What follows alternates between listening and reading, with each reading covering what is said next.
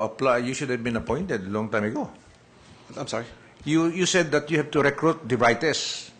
Then you should have been already appointed long time ago as member of the court. Oh, well, thank you, Your Honor, for the kind thoughts. But, Your Honor, the bar exams. During my IBP presentation, I openly, publicly recognized the most radical reforms carried out by the Supreme Court, and I said that the way it was implemented was the way to go. This is the shift to the MCQs, the multiple choice questions. I appreciated as a professor the careful way by which the reforms were phased in. It was gradual. It was with full consultation with the law schools, their faculty, and their deans. Of course, the process has the process. Mr. Chairman, I was referring to the bar exam reforms. The process continues today, but that is the way to do it. Of course, I know that I'm promoting another applicant before the court, but I do appreciate the work that Justice Abad has done. But for me, I was on the Supreme Court Committee on Legal Education that reviewed this. The original proposal on MCQs was for a sitting panel of examiners. And for me, what I call the present system, which is built on what is a solitary bar examiner, appointed confidentially every year, serves for 1 year, then moves on to other things, is the best guarantee that there is no institutional memory. In other words, Your Honor, kung may mali this year, either in the design of the questions, in the allocation of points, in the focus of the cases, there is no institutional memory by which to carry that forward.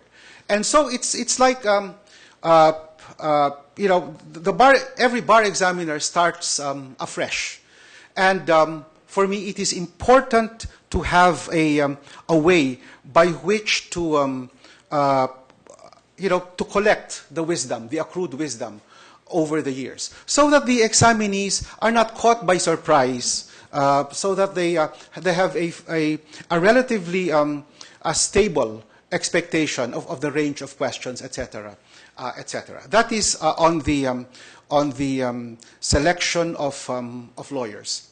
Second, Your Honor, the teaching of ethics. You see, Your Honor, with ethics, it is easy to do more of the same thing. In other words, more points in the bar exam. I mean, greater percentage in the bar exam, more courses to be taught, more seminars, more MCLE credits required. Your Honor, I think it is time to focus less on the quantitative and more on the qualitative. It is the approach. Because with the current approach, by teaching students and lawyers more and more of the ethical rules, they also learn more and more of the loopholes. And then, at that stage, what is the stock response? That's how lawyers are. Well, Your Honor, precisely, that's my point. We must transform the hearts and minds of lawyers. And that is why, Your Honor, what is I call it a cop-out. They say that, oh, we are just teachers. We can just shape their minds. The shaping of their hearts will happen in their homes, in their churches, elsewhere, anywhere else, but not the classroom. I contest that, Your Honor, because the teaching of ethics should not just be teaching about rules. I call it, my preferred approach is recognition of moral choice. That lawyers must realize that in their day-to-day life, the most mundane decisions are actually moral choices. And that is why they must recognize the moral dimension of otherwise, mundane choices and act upon them. So, sure, the acting upon them is still a matter of conscience, but they have to confront it as a matter of conscience, and not to see it purely as a matter of the technical application of rules, which will then pave the way for a lawyer, given a choice between the loophole and the right thing to do, to choose the loophole. Well, the third, Your Honor, just so that I can move forward, is something that I have discussed earlier, which is the managerial approach to managerial and proactive approach to the recruitment of judges, because it is my sense and it is my hope that we have a changing profile, Your Honor, of students today. If you notice, 10 years ago when I was dean, there were about 80, 85 law schools. Today I think we have 120. It used to be that UP was the only law school with full-time professors and full-time students. Now there is a trend toward more and more full-time students.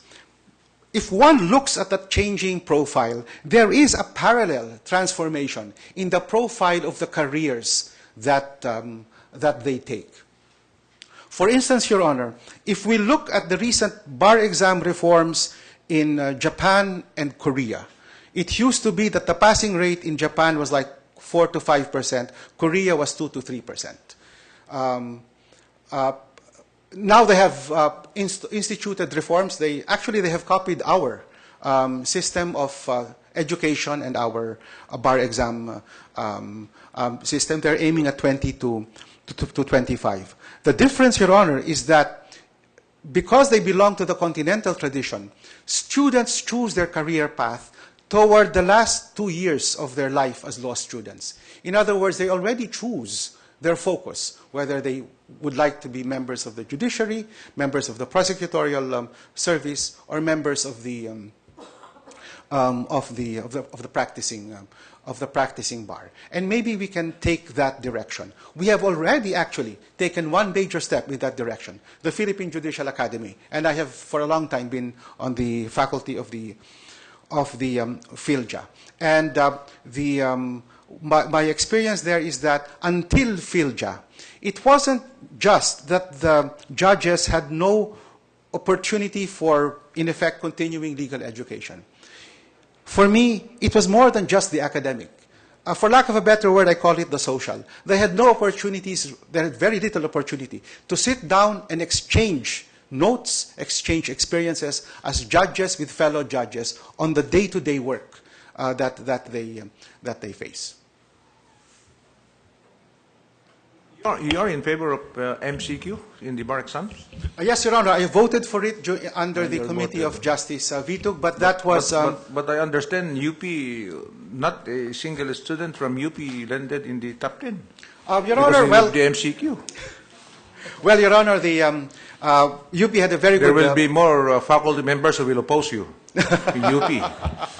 No, Your Honor. The passing rate of UP was very good. So okay. We looked at the passing rate, not the... It's not gauged by the top 10. Not the top 10. And also, Your Honor, when I voted for the MCQ, it was on the assumption that there will be a sitting panel of examiners who will bounce off the questions onto one another. So this year, I sat on the Validation Committee of Justice Abad to review the questions in political law after it was given, to comment on the questions. For me, that is, of course, a wonderful innovation by Justice Abad. But what I would add is, if there was a panel, there could have been a preliminary vetting of questions. Oh. Anyway, the present chairman adopted the MCQ. I think he adopted 60% of the questions will be MCQ. The 40 questions will be the essay type. So in each subject, 60% of which will be MCQ. The 40% will be essay. So there's a little innovation of the bar exams this year. Because I think last year there were no essay questions, purely MCQ, and then the writing memorandum, and so on. Okay. Well, on that note, thank you very much, Dean. Well, thank you also, Your Honor. Okay. Good luck. Salamat po. Thank you, ma'am. Now, it's already 1:10, so we will suspend our proceedings. We will begin at 2:30 in the afternoon.